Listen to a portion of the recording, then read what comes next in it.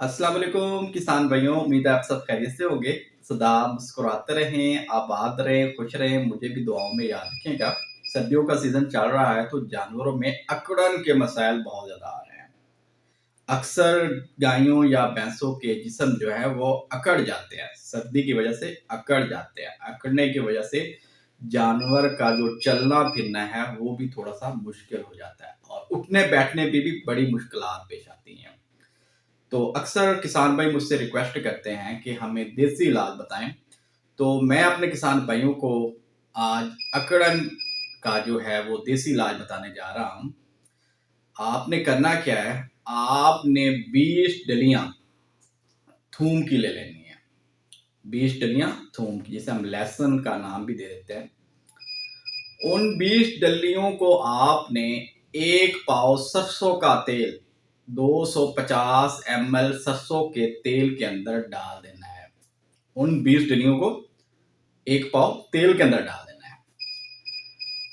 अब उस तेल को, जो कि बर्तन के अंदर आपने डाला हुआ था, उसको आपने आग पे रख देना है। अब आग पे इतना रखना है कि वो जो डलियां हैं वो, क्योंकि उनका कलर सफेद व्हाइट सा होता है, वो ब्राउन हो जाए, डार्क ब्राउन, गहरी ब्राउन हो जाए। जब वो गहरी ब्राउन हो जाए डलियां, तो आपने आग से नीचे उतार लेना है। आग से उतार कर आपने जो वो 20 डलियां हैं वो आपने अपनी गाय या भैंस, जो भी जानवर है आपका, उसको आपने खिला देना है। और जो बाकी 250 ml सरसों का तेल बचेगा, उसको आपने इस तरह करना है कि उसमें 100 ml जो है वो आपने जानवरों को पिला देना है। और जो 150 ml बाकी बचेगा, उससे आपने जानवर के पूरे जिस्म की मालिश कर देनी है, पूरे जिस्म पे मल देना है, मसाज कर देना है। ये काम आपने 5 दिन करना है, 6 दिन भी कर सकते हैं।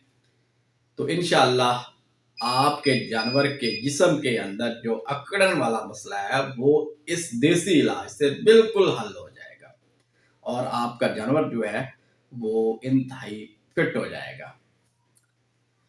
तो मजीद आपको कोई इसके बारे में कोई क्वेश्चन हो या कोई भी आगाही चाहिए तो आप मुझसे कांटेक्ट करें।